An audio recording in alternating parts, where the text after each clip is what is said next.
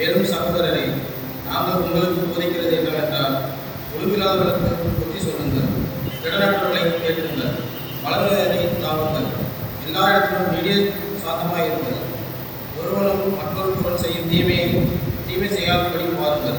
உங்களுக்கு மற்ற யாவருக்கும் எப்பொழுதும் நன்மை செய்ய நாடுங்கள், எப்பொழுதும் சந்தோஷமாக இருங்கள், இடைவிடாமல் ஜெபம் பண்ணுங்கள், எல்லாவற்றிலேயும் சோத்திரம் செய்யுங்கள். அப்படி செய்வதை கிறிஸ்து இயேசுவுக்குள் உங்களை குறித்து தேவனுடைய சுத்தமாக இருக்கிறது. அவையை அவைக்கு கூடாதீர்கள். தீர்க்க தரிசனங்களை அற்பமாக எண்ணாதீர்கள். எல்லாவற்றையும் சோதித்து பார்த்து நலமானதை பிடித்துக் கொள்ளுங்கள். கொல்லாமாய் கொண்டிருந்த எல்லாவற்றையும் விலகுங்கள். சமாதானத்தின் தேவன் தாமே உங்களை முற்றிலும் பரிசுத்தமாக்குவாராக. உங்கள் ஆவி, ஆத்மா, சரீரம் முழுவதும் உங்களுடைய கர்த்தராகிய இயேசு கிறிஸ்து வரும்போது குற்றமற்றதாக இருக்கும்படி காக்கப்படுவதாக. உங்களை அழைத்தவர் உண்மை உள்ளவர், அவர் அப்படியே செய்வார். சகோதரரே, எங்களுக்காக வேண்டிக் கொள்ளுங்கள். சகோதர எல்லாரும் பரிசுத்த முத்தமுறை வாழ்த்துங்கள். இந்த நிருபம் பரிசுத்தமான சகோதரர் யாவருக்கும் வாசிக்கும்படி செய்ய வேண்டும் என்று கர்த்தர் மேல் ஆணையிட்டு உங்களுக்கு சொல்கிறேன். நம்முடைய கர்த்தராகிய இயேசு கிறிஸ்துவினுடைய கிருபை உங்களுடைய இருப்பதாக. ஆமென்.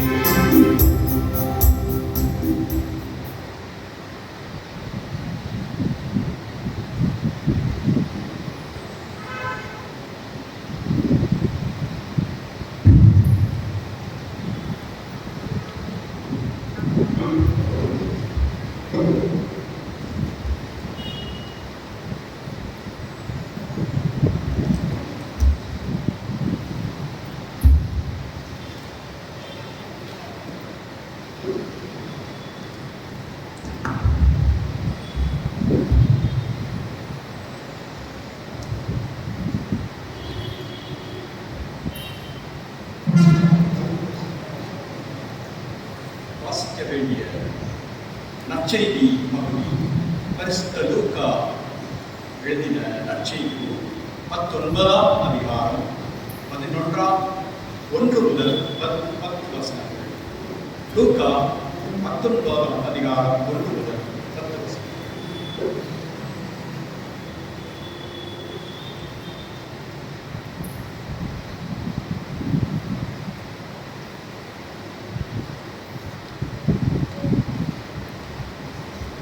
அவர் எரிகோவில் பிரவேசித்து அதன் வழியாக நடந்து போகையில் ஆயக்காரருக்கு தலைவரும் ஐஸ்வர்யமாயிருந்த சகையு எனப்பட்ட ஒரு மனுஷன் இயேசு எப்படிப்பட்டவரோ என்று அவரை பார்க்க வகை தேடினார். அவன் உள்ளமானபடியினால் ஜனக்கூட்டத்தில் அவரை காணக்கூடாமல் அவர் போகும் வழியில் முன்னாக ஓடி அவரை பார்க்கும்படி ஒரு காட்டத்தி மரத்தில் ஏறினார். இயேசு அந்த இடத்தில் வந்தபோது அண்ணாந்து பார்த்து அவனை கண்டு, சகேயுவே, நீ சீக்கிரமா இறங்கி வா, இன்றைக்கு நான் உன் வீட்டிலே தங்க வேண்டும் என்றார். அவன் சீக்கிரமா இறங்கி சந்தோஷத்தோட அவரை அழைத்து கொண்டு போனார். அதை கண்ட யாவரும், இவர் பாவியான மனுஷனிடத்தில் தங்குபடி போனார் என்று முறுமுறுத்தார்கள். சகேயு நின்று கர்த்தரை நோக்கி, ஆண்டவரே, என் ஆஸ்திகளில் பாதியை ஏழைகளுக்கு கொடுக்கிறேன். நான் ஒருவரிடத்தில் எதையாகிலும் அநியாயமாய் வாங்கினது உண்டானா நாளத்தனையாக திரும்ப செலுத்துவேன் என்றான். இயேசு அவனை நோக்கி, இன்றைக்கு இந்த வீட்டுக்கு ரட்சிப்பு வந்தது. இவனும் ஆபிரகாமுக்கு குமாரனாய் இருக்கிறானே, இழந்து போனதை தேட ரட்சிக்கவுமே மனுஷகுமாரன் வந்திருக்கிறார் என்றார். வாசிக்கப்படியான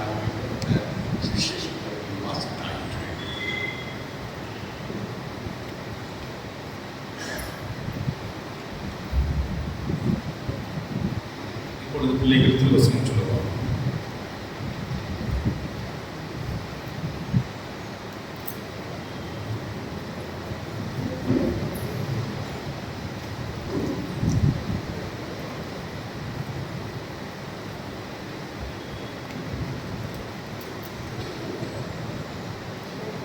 செயல்படமாமல் ஒழுங்கில்லாதவர்களுக்கு புத்தி சொல்லுங்கள். திடனற்றவர்களை தேற்றுங்கள்.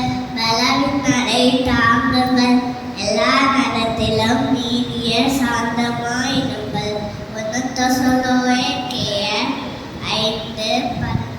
பின்பாகம். செயல்படும் ஆண்கள் ஒழுங்கில்லாதவர்களுக்கு புத்தி சொல்லுங்கள். திடனற்றவர்களை தேற்றுங்கள். பலவீனரை தாங்குங்கள். எல்லாரிடத்திலும் நீதிய சாந்தமாய் இருங்கள். 5:12 வசனத்தின் பின்பாகம். செயல்படும் ஆண்கள் ஒழுங்கில்லாதவர்களுக்கு புத்தி சொல்லுங்கள். திடனற்றவர்களை தேற்றுங்கள். பலவீனரை தாங்குங்கள். எல்லா இடத்திலும் நீதிய சாந்தமாய் இருங்கள். 5:14 வசனம்.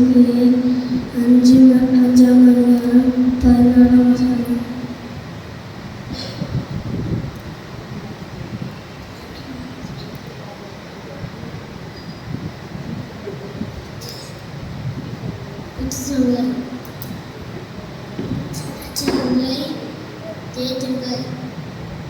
பலவீனரை தாங்குங்கள். எல்லாத்திலும்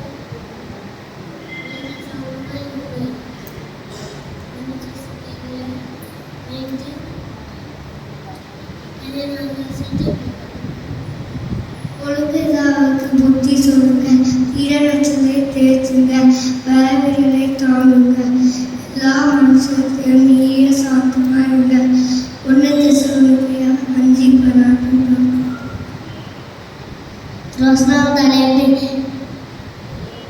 செயல்படும் ஆண்கள் ஒழுங்கில்லாதவர்களுக்கு புத்தி சொல்லுங்கள். திடனற்றவர்களை தேற்றுங்கள். பலவீனரை தாங்குங்கள். எல்லாரிடத்திலும் நீதிய சாந்தமாயிருங்கள்.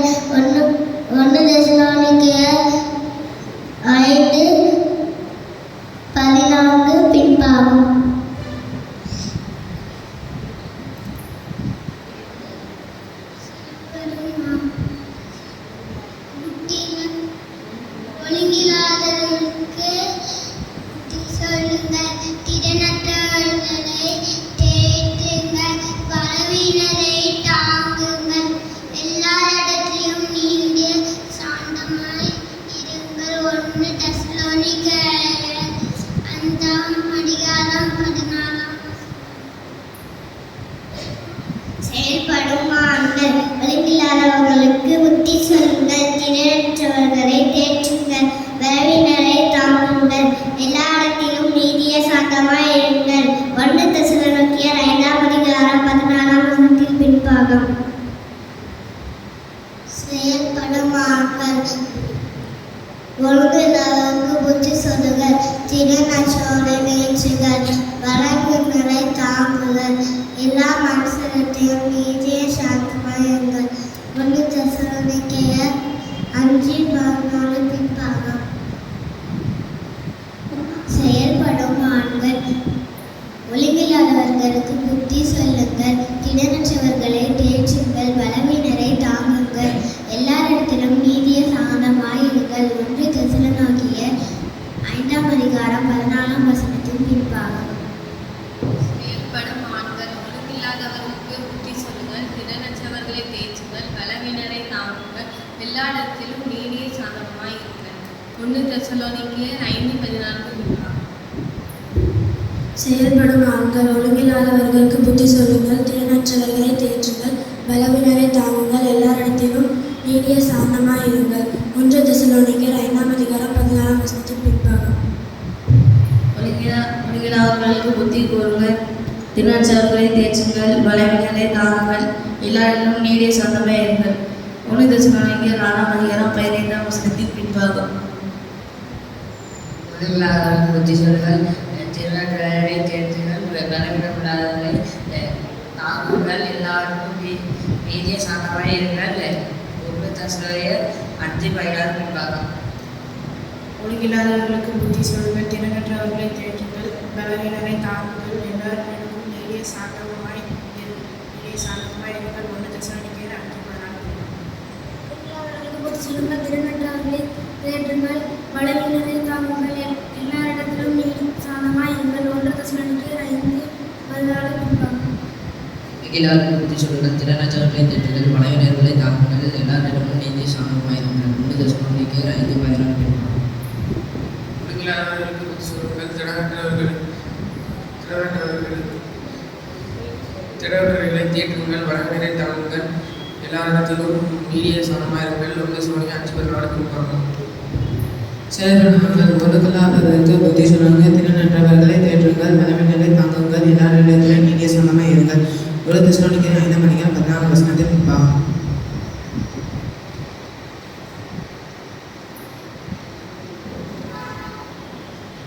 ஆண்டவருடைய பரிசுத்தமான நாமம் மகிமையடையட்டும்.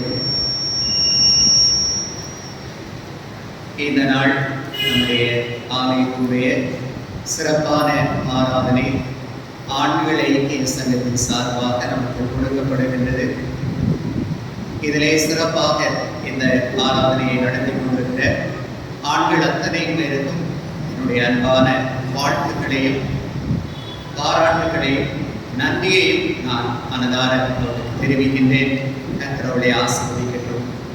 இந்த சிறப்பான இந்த ஆராதனையில் இந்த ஆண்கள் ஐக்கிய சங்கத்துடைய பொறுப்பாளராக இருக்கின்ற திரு அந்தோனி சவுந்தரபாண்டியன் சார் அவர்கள் அவங்க சிறப்பாக அதில் பொறுப்பெடுத்து அவங்க செய்து கொண்டிருக்கிறாங்க.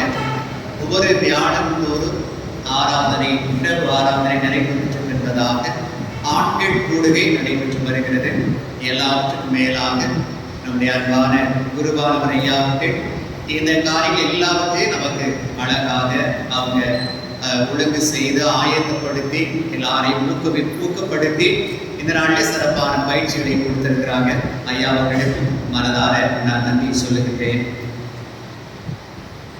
நான் வந்த நோக்கம் அதுவல்ல, ஒரு அன்பான வேண்டுகோள் இல்லை என்றால் என்னுடைய விண்ணப்பம், அதை நான் வைக்க விரும்புகின்றேன். அது என்னுடைய விருப்பம் அல்ல, நம்முடைய ஆண்டோடைய விருப்பம் என்ற சிந்தையோடு கூட இந்த காரியத்தை நான் உங்கள் மத்தியில் வைக்க விரும்புகின்றேன். ஆண்டவருக்காக இதை நாம் செய்கின்ற பொழுது நிச்சயமாகவே நாம் ஆசீர்வாதம் பெறுவோம். ஆண்டவருடைய திருச்சபையில் ஆண்டவருக்கென்று அவருடைய ஜனத்துக்கென்று பணி செய்யும்படியாக ஊழியக்காரர்களை தெரிந்து கொள்ளுகின்ற திருமண்டல தேர்தல் நடைபெற இருக்கிறது. நாம் எல்லாரும் இதை அறிந்திருக்கிறோம்.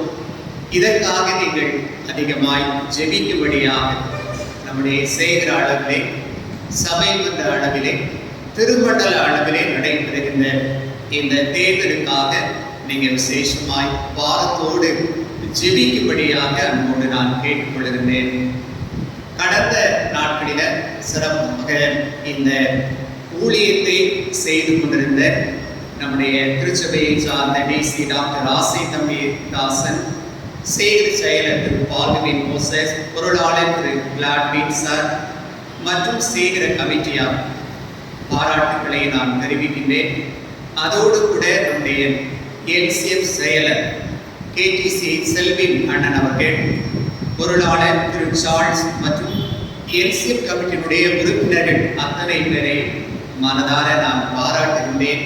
கடந்த நாட்களில் கடவுள் தங்களுக்கு கொடுத்த ஊழியத்தை அவங்க சிறப்பாக நிறைவேற்றும்படியாக ஆண்டவர்களுக்கு கிருபை தந்தார்.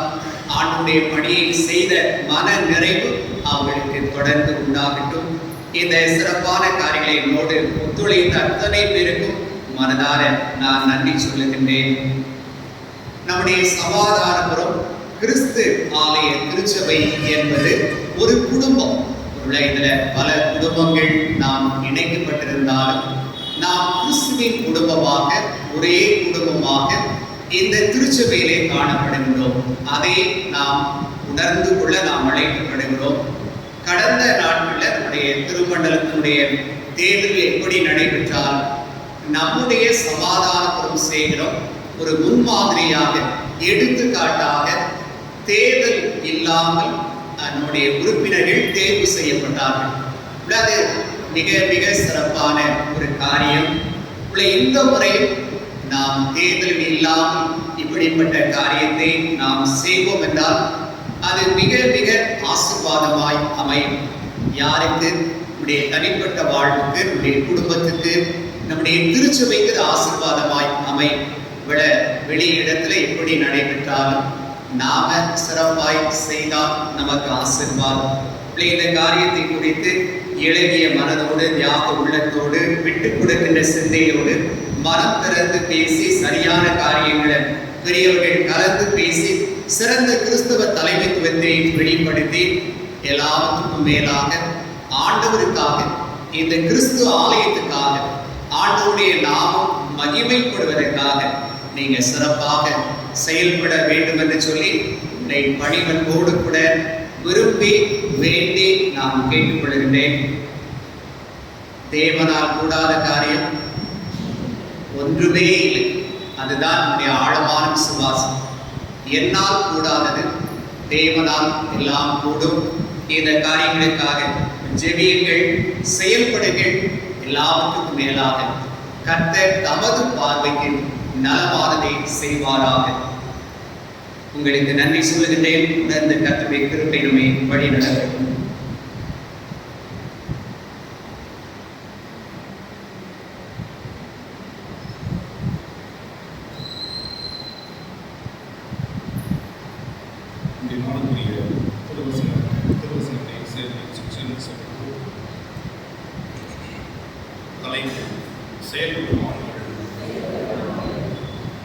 ஒழுங்கில்லாதவர்களுக்கு புத்தி சொல்லுங்கள்,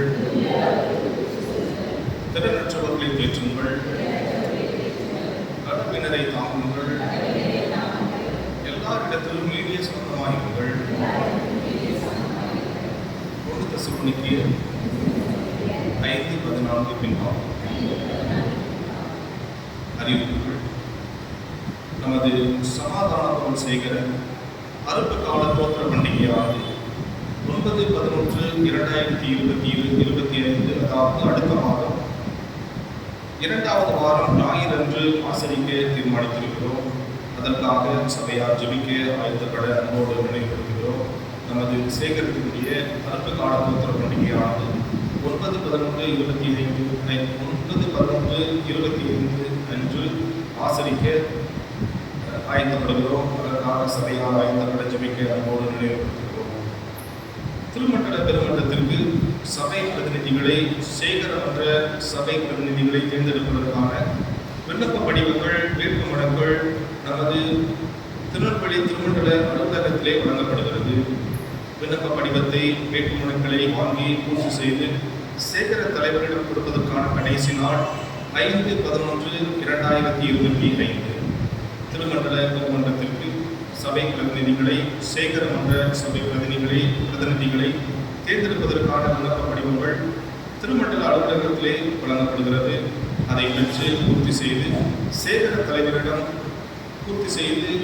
தலைவரிடம் கொடுப்பதற்கான கடைசி நாள் 5/11/2025.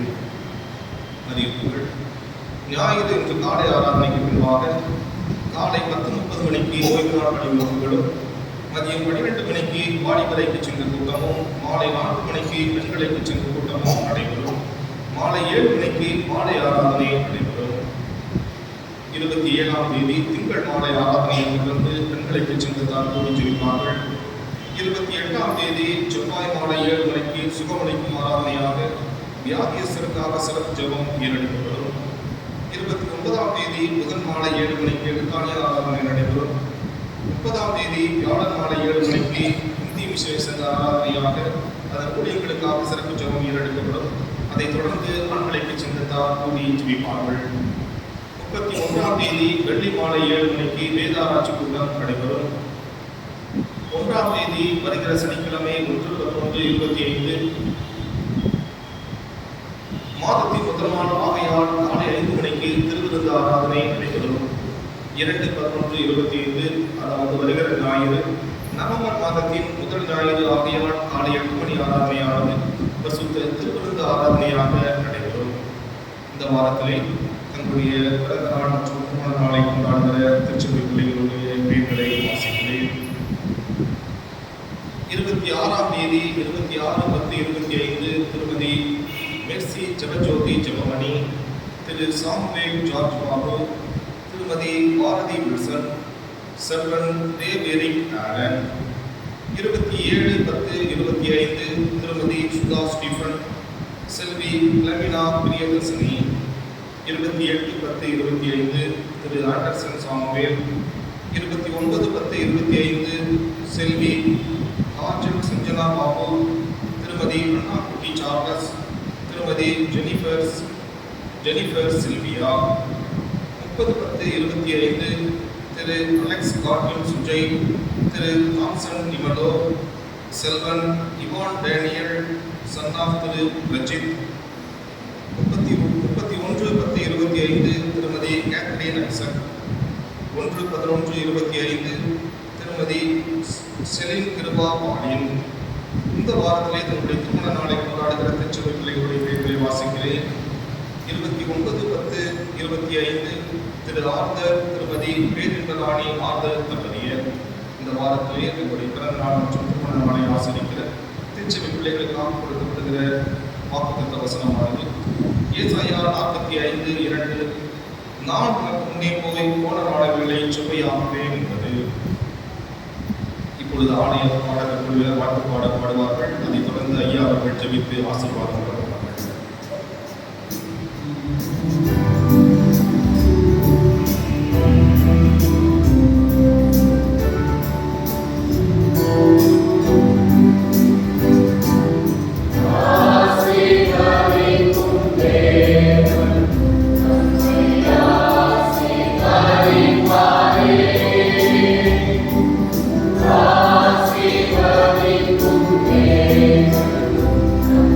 Yeah.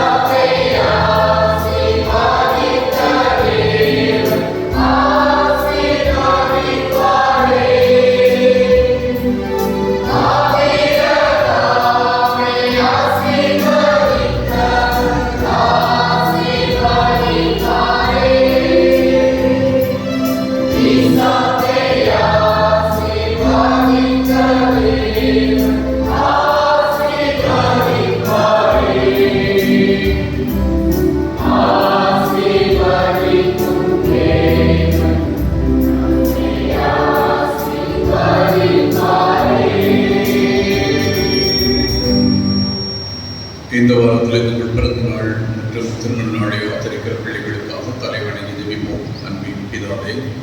இந்த மகிழ்ச்சியான காலை வேளையிலே இந்த வாரம் முழுவதுமாய் தங்கள் பிறந்த நாட்களையும் திருநாள் நாட்களையும் ஆச்சரிக்கிற ஒவ்வொரு பிள்ளைகளையும் தனித்தனியாய் பேராய் குடும்பமாய் இப்படி கருத்திலே அர்ப்பணிக்கிறோம்.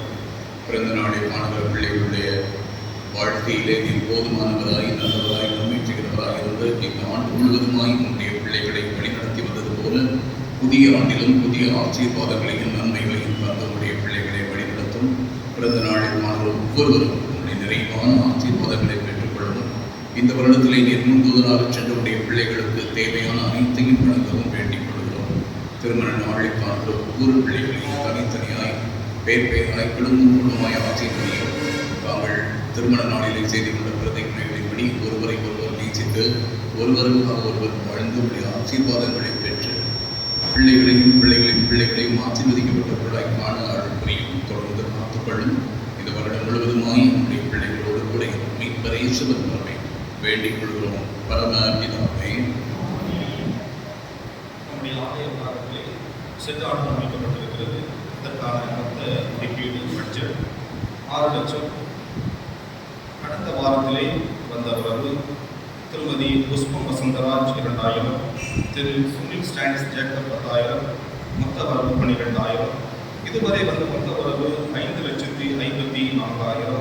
இன்னும் தேவையான தொகை 46,000. ஷெட்டிலே அந்த தரைத்தளம் அமைக்க காணிக்கை கொடுத்தவர்கள் மேற்கூற விரும்பாத ஒரு குடும்பத்தினர் சுமார் 1 லட்சம் கொடுத்திருக்கிறார்கள். செய்திக்கு ஆயத்தமாக கர்த்தருடைய நாமத்திற்கு மகிமையாக கீதங்களும் கீர்த்தனைகளும் 471, பாமாலை 295, அருமாறி இருக்குமாக பெய்ய அடியேனே என்ற பாடலை பாடுவோம். கீதங்களும் கீர்த்தனைகளும் 471, பாமாலை 295, அருமாறி இருக்குமாக என்ற பாடலை பாடுவோம்.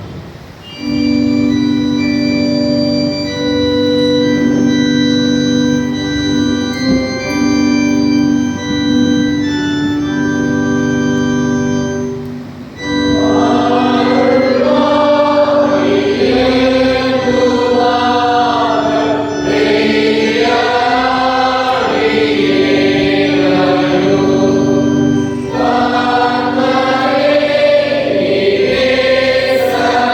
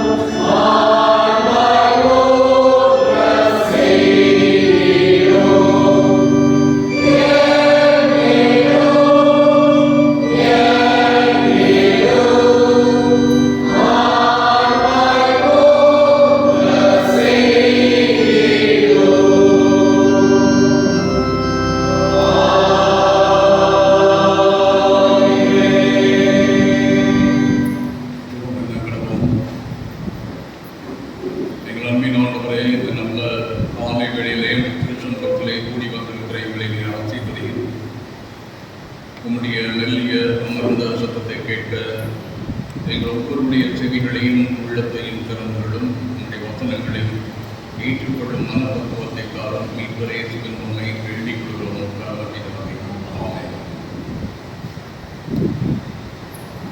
கிறிஸ்துவுக்குள்ளானவர்களே, ஆண்டவரும் தலைமை இரட்சகருமாகிய இறைமகனே திருநிய நாமத்தினாலே உங்கள் அனைவருக்கும் என் அன்பின் வாழ்த்துக்களையும் ஆசீர்வாதங்களையும் தெரிவித்துக் கொள்கிறேன். இந்த நாளிலே கர்த்தருடைய அருள் செய்தியை பகிர்ந்து கொள்ள இந்த ஆண்கள் ஐக்கிய சங்க சிறப்பு ஆராதனையிலே பங்கு பெற ஆண்டவர் கொடுத்த பெரிய கிருபைக்காய் நான் அதற்கு நன்றி செலுத்துகிறேன். சிறப்பாக இந்த பிரசங்கத்துக்காக என்னை அழைத்த அந்த குருவானவர் ஐயா அவர்களையும் சபை ஊழியரையும் சபையின் நோக்கங்களையும் வாழ்த்துகிறேன். எல்லாவற்றுக்கும் மேலாக இந்த நாளிலே திருச்சபையில் உள்ள இங்கே அமர்ந்திருக்கிறவர்கள் மாத்திரமல்ல, திருச்சபையில் இருக்கிற அனைத்து ஆண்களையும் அன்போடு வாழ்த்துகிறேன். உங்கள் அனைவரையும் ஆண்டவர் ஆசீர்வதிப்பாராக. இந்த நாளிலே செயல்படும் ஆண்கள் என்ற தலைப்பின் கீழ் நாம் ஆராயும்படியாய் திருமண்டலம் நமக்கு தலைப்பு கொடுத்திருக்கிறது. செயல்படுகிற ஒரு வீரராக நம்முடைய குருவானவரை மறுபடியுமாய் ஆண்டவர் ஆலயத்திலே கொண்டு வந்து உட்கார வைத்திருக்கிறார். நான் ஆண்டவருக்கு நன்றி செலுத்துகிறேன். ஆண்டவருடைய சுத்தமான கிருபை நான் நிர்மூலமாகாமல் இருக்கிறது. ஆண்டவருடைய சுத்த கிருபை என்று சொல்வது போல ஐயா அவர்கள் சமீபத்திலே பலவீனமானாலும் ஆண்டவர் அவர்களை பலப்படுத்தி இந்த ஆண்களுக்கு சங்க ஆராதனையிலே அவர்கள் பங்கு பெறவும் நம்மை ஆசீர்வதிக்கவும் ஆண்டவர் கிருபை செய்ததற்காக நான் ஆண்டவருக்கு நன்றி செலுத்துகிறேன். ஐயாவுடைய ஊழியங்கள் சிறக்க நாம் தொடர்ந்து ஜெபிப்போம். செயல்படும் ஆண்கள் என்ற இந்த தலைப்பின் கீழ் நாம் ஆராயும் பொழுது இந்த முதலாவது ஜெபத்திலே நீங்கள் பார்க்கும் பொழுது மிக அருமையாக சில ஆண்களை குறித்த செய்தியை நீங்கள் பார்த்திருக்க முடியும். நீங்கள் இந்த ஜெபங்கள் ஸ்தோத்திரங்கள் இவைகளிலே அநேக நல்ல தலைவர்களை குறித்து சொல்லுகிறார்.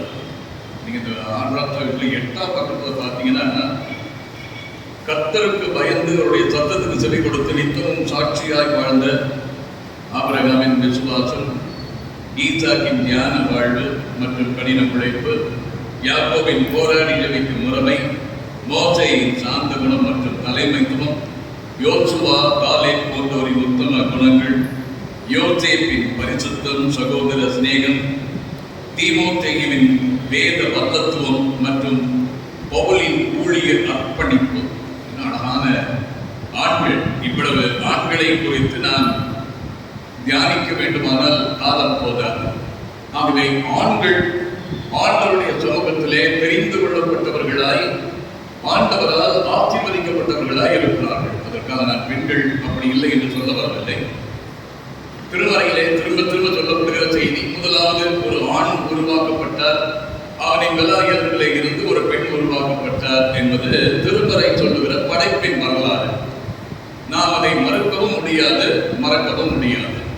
ஆகவே ஆண்கள் முதலாவது உருவாக்கப்பட்டதனாலே ஆண்களுக்கு நிறைய பொறுப்புகளை ஆண்டவர் கொடுத்திருக்கிறார். நான் முதலாவது படைக்கப்பட்டதனாலே அவர்கள் மிக பெரியவர்கள் அல்லது அவர்களை விட பெண்கள் குறைந்தவர்கள் என்று சொல்ல வரவில்லை. ஆண்கள் முதலாவது படைக்கப்பட்டதற்கான நோக்கம் எல்லா காரியங்களிலும் அவர்கள் முன்னின்று ஆண்டவருடைய காரியங்களை நிறைவேற்ற வேண்டும் என்று ஆண்டவர் உருவாக்கினார். ஆனால் நிறைய நேரங்களிலே அதை நிறைய ஆண்கள் தவறினார்கள். ஆகவே ஆண்களை குறித்து ஆண்டவர் எசேக்கியேலின் காலத்திலேயே ஒரு காரியத்தை சொன்னார். நீங்கள் எசேக்கியேல் தீர்க்கதரிசியின் புத்தகத்துக்கு நீங்கள் வருகிறீர்களானால் எசேக்கியேல் 22ஆம் அதிகாரம் 30ஆம் வசனத்திலே அன்று இருந்த இஸ்ரவேல் ஆண்களை குறித்து அவர் சொல்லுகிறார். இஸ்ரவேல் திருச்சபை மக்களாக, இஸ்ரவேல் குடும்பத்தின் மக்களாக அவர்கள் சிறையிருப்புக்கு போக வேண்டும் என்று ஆண்டவர் நியமித்ததற்கான காரணம், அங்கே அவர்களுக்காக போராடி ஜெபிக்கிற ஆண்கள் குறைவாயிருந்தார்கள் அல்லது இல்லாமல் இருந்தார்கள் என்று சொல்ல வேண்டும். ஆகவேதான் அவருடைய அவையர் குரல் ஒலிக்கிறது 30ஆம் வசனத்திலே, 22ஆம் அதிகாரம் 30ஆம் வசனத்திலே, நாம் தேசத்தை அழிக்காதபடிக்கும் திறப்பிலே நிற்கவும் சுவரை அணைக்கவும் தக்கதாக ஒரு மனுஷனை தேடினேன், ஒருவனையும் தானே. தேசத்திலே சுவரை அடைப்பதற்காக, திறப்பிலே நிற்பதற்காக ஒரு மனிதனை தேடினேன். எதை சொல்ல வருகிறார் ஆண்டவர்? இங்கே மனுக்குலம் பாவம் செய்து விட்டதனாலே ஆண்டவருக்கும் மனிதனுக்கும் இடையே ஒரு மிகப்பெரிய திறப்பு உண்டாகியிருந்தது. அந்த திறப்பிலே நின்று அந்த சுவரை அடைக்கும்படியாக ஒரு மனிதனை தேடினேன், ஒருவனையும் காணவில்லை என்று சொல்லுகிறார். 38 ஆண்டுகள் படுக்கையிலே இருக்கிற ஒரு மனிதர். நமக்கு தெரிந்த செய்தி யோவான் நற்செய்தி நூலிலே இந்த மனிதரை குறித்து சொல்லப்படுகிற மிகப்பெரிய காரியம் என்ன என்று கேட்டால், அவரிடத்திலே ஆண்டவர் வந்து அவரிடத்திலே கேட்கிறார், சொஸ்தமாக வேண்டும் என்று நீ விரும்புகிறாயா என்று 5ஆம் அதிகாரம் 6ஆம் வசனத்திலே கேட்கிறார். அவன் 7ஆம் வசனத்திலே பதில் சொல்கிறான், ஆண்டவரே, தண்ணீர் கலக்கப்படும் போது என்னை குடத்திலே கொண்டு போய் விடுகிறதற்கு சத்தமா சொல்லுங்க, நீங்க சொல்லுங்க. அந்த ஆங்கிலத்தில் உள்ள வார்த்தை என்ன தெரியுமா? There is no man to take me to the pool. எப்பொழுதெல்லாம் குளம் கலக்கப்படுகிறதோ அப்பொழுதெல்லாம் என்னை கொண்டு போய் விடுவதற்கு ஒருவரும் இல்லை. நமக்கு நன்றாக தெரியும். நீங்கள் வாசத்தை பார்த்தீங்கன்னா ஒவ்வொரு ஆண் மகனும் என்ன செய்ய வேண்டும் என்று கேட்டால், ஒரு வருடத்திற்கு 3 முறை கண்டிப்பாக எருசலேமுக்கு போக வேண்டும். ஒரு ஆண்டுக்கு 3 முறை எருசலேமுக்கு போக வேண்டும் என்று சொன்னால், யூத ஆண்கள் அவ்வளவு பேர் எருசலேமுக்கு குறைந்தது ஒரு முறை அல்லது 3 முறை போயிருக்க வேண்டும். இப்படி 3 முறை போனவர்கள் 38 ஆண்டுகள். ஒரு மனிதனுக்கு 60 வயதாகி இருக்குமானால் அவர் ஒரு 20 வயதில் இருந்து 38 ஆண்டுகள் ஒழுங்காக அந்த தேசத்துக்கு போய் அந்த ஆலயத்திலே பணிந்து கொள்கிறார். அந்த ஆலயத்தின் பக்கத்தில் இருக்கிறது பெதெஸ்தா குளம். அந்த குளத்தில் இருக்கிற இந்த மனிதனை பார்க்கிறார்கள். ஒருவரும் அவருக்கு உதவி செய்கிறது. என்னை குளத்திலே கொண்டு போய் விடுவது ஒருவரும் இல்லை. திறப்பின் வாசலிலே நிற்கவும் சோலை அடைக்கவும் ஒரு மனிதனை தேடினேன், ஒருவரையும் காணேன் என்று சொல்கிறார் ஆண்டவர். எனக்கு அருமையான ஆண்களே, நம்முடைய வாழ்க்கையிலே நீங்களும் நானும் சுவரை அடைக்குவதற்காக ஆண்டவர்களை நினைக்கிறார். நல்ல நம்முடைய குடும்பங்களிலே இருக்கிற சுவரை அடைக்க, நம்முடைய தனிப்பட்ட வாழ்விலே இருக்கிற சுவரை அடைக்க, நம்முடைய திருச்சபையில இருக்கிற சுவரை அடைக்க. ஐயா சொன்னாங்க, ரொம்ப ரிக்வெஸ்ட் பண்ணி சொன்னேன், எப்படியாவது தேர்தல் லாபம் நடத்துங்கள் அப்படின்னு. அது நம்முடைய ஊர்ல மாத்திரமல்ல, நான் விரும்புகிற காரியம் அதுதான். திருமண்டலம் எங்கும், இந்த திருச்சபை எங்கும், எல்லா இடங்களிலும் ஒருவேளை முடியல அப்படின்னா சீட்டு போட்டு எடுக்கிறது கூட நன்மையான காரியம். நிறைய நேரங்களில் இந்த தேர்தலினாலே வருகிற பிரச்சனைகளை நீங்க பார்த்தீங்கன்னா, நான் ஒரு குருவானவரான்னு சொல்றேன். இந்த 50 ஆண்டு வாழ்க்கையிலே நான் பார்த்த காரியம் ரத்த கண்ணீர் வடிகிறது. அப்படிப்பட்ட இது திருச்சபை தேர்தல் அவ்வளவு மோசமாகி போய்கொண்டிருக்கிறது. ஒவ்வொரு நாளும் கோர்ட்டில் நிற்கிற பேராயர்கள், ஆயர்கள். என் கருமையானவர்களே, திறப்பிலே நிற்கவும் திறப்பை அடைக்கவும் ஒரு மனிதனை தேடினேன், ஒருவரையும் காணவில்லை. எனக்கு அன்பான தெய்வ ஜனமே, நம்முடைய வாழ்க்கையிலே ஒருவேளை ஆண்களை குறித்து மாத்திரம் நான் சொல்லவில்லை, எல்லாரையும் சேர்த்து சொல்கிறேன். நாம் எல்லாரும் திறப்பிலே நிற்பதற்காக அழைக்கப்பட்டவர்கள். இந்த 3 பாடங்களில் இருந்தும் ஒரு 3 காரியங்களை மாத்திரம் உங்களோடு நான் பகிர்ந்து கொண்டு நிறைவு செய்கிறேன். ராஜாக்களின் 1ஆம் புத்தகம் 19ஆம் அதிகாரத்தை இன்றைக்கு நாம் 1ஆம் பாடமாக வாசிக்கிறோம். ஒரு நீண்ட ஒரு பகுதி அது. அதில் எலியா தீர்க்கரை குறித்து நாம் வாசித்தோம். இந்த எலியா தீர்க்கரை குறித்து வாசிக்கிற முக்கியமான காரியம் 17ஆம் அதிகாரத்துல 1 ராஜாக்கள் 17ல திடீர்னு அவர் எங்க உள்ளவர், யாரு, எவரு, ஒண்ணுமே பைபிள்ல சொல்லப்படல. தெரியுதா உங்களுக்கு? 17ஆம் அதிகாரத்துல துவக்கத்துல கிலேயாத்தின் கொடிகளிலே நிற்பியனாகி எலியா அதான் ஆரம்பிக்குது. இந்த எலியாவை அப்படிதான் இன்ட்ரோடியூஸ் பண்றாரு. நேரம் ஆகாப்ப போய் நின்று மழை சொல்லு 3 வருஷத்துக்கு அப்படின்னு சொல்றாரு. அவ்வளவுதான். உடனே அவருக்கு பயந்து சொல்ற கேட்டு போய் ஒழிஞ்சுக்கோ அப்படின்றாரு. போய் ஒழிஞ்சுக்கிட்டாரு. சின்ன செய்தி, அவரை குறித்து ரொம்ப பெரிய செய்தியெல்லாம் இல்லை. ஆனால் எலியா தீர்க்கதரிசி திருச்சபையிலே மறக்க முடியாத ஒரு மனிதன், திருமறையிலே மறக்க முடியாத ஒரு மனிதன். அவருடைய பணி மிக சிறிய பணியாக இருந்தாலும் ஆண்டவர் மிகப்பெரிய பணிகளையும் அவருக்கு கொடுத்தார். அவர் போய் ஆகாப் ராஜாவிடத்தை சொல்ல சொன்னார், எல்லா காரியங்களையும் செய்ய சொன்னார். அவர் அந்த கர்மேல் பர்வதத்திலே நின்று கர்த்தரே தெய்வம் என்று எல்லாரும் சொல்லும்படியாக செய்தார். இதெல்லாம் எலியா தீர்க்கதரிசியின் மிகப்பெரிய மகத்துவமான செய்திகள். அது ஒரு 3 அதிகாரம் அல்லது 4 அதிகாரம் தான் அவருக்கு சொல்லப்படும். அவர் பரமேறுகிற செய்தி தான் சொல்லப்படுது. எனக்கு அருமையானவர்களே, இங்கே ஆண்டவருக்காய் வைராக்கியமாய் நின்றவர். இந்த 19ஆம் அதிகாரத்தில் நீங்க பார்த்தீங்கன்னா அதுல 2 இடங்களிலே அவர் நொந்து போய் சொல்றார். 10ஆம் வசனம் 14ஆம் வசனத்திலே சேனைகளின் தேவனாகிய கர்த்தருக்காக வெகு பக்தி வைராக்கியமாய் இருந்தேன். 2 இடத்துல சேனைகளின் தேவனாகிய கர்த்தருக்காக வெகு பக்தி வைராக்கியமாய் இருந்தேன். என்ன வைராக்கியம்? 18ஆம் அதிகாரத்துக்கு வருகிறார். இந்த 18ஆம் அதிகாரத்திலே அவர் பாதாளின் தீர்க்கதரிசிகளை வர செய்து ஒரு 400 பேர் வருகிறார்கள். அவர்கள் நின்று கொண்டிருக்க எலியா சொல்லுகிறார், முதலாவதாக நீங்கள் உங்கள் கடவுளை கூப்பிடுங்கள், அவர் வந்து நீங்கள் வைத்திருக்கிற அந்த பானத்தை எடுத்துக்கொண்டு போகட்டும், அந்த பலி பொருட்களை எடுத்துக்கொண்டு போகட்டும், அதன் பின்பு நான் அழைக்கிறேன், என் ஆண்டவர் வந்தார் பரவாயில்லை, யார் வருகிறாரோ அவரே உண்மையான தெய்வம் என்பதை அங்கே சொல்லிவிட்டு பாதாளி தீர்க்கதரிசிகள் நாள் முழுவதும் அழைக்கிறார்கள். அங்கே பதில் இல்லை. ஆனால் அந்த மாலை வேளையிலே அவர் அந்தி பலி செலுத்தும் நேரத்திலே எலியா ஜெபம் பண்ணுகிறார். அவர் ஜெபம் பண்ணின உடனேயே அங்கே அற்புதம் நடக்கிறது.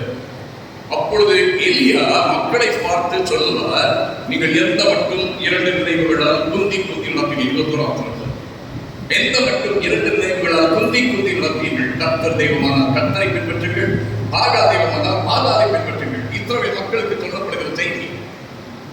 கொஞ்சம் பின்னால் பார்த்தீங்கன்னா இந்த 19ஆம் அதிகாரத்திலேயே அவர் என்ன சொல்வாரு அப்படின்னா, இஸ்ரவேல் ஜனங்கள் கோடிக்கணக்கான மக்கள் இருந்த அந்த காலத்திலே அங்கே அவர் சொல்லுகிறார், பாகாலுக்கு முடங்காது இருக்கிற முழங்கால்களையும் அவனை முத்தம் செய்யாது இருக்கிற வாய்களையும் உடைய 7000 பேர் அவர்தான்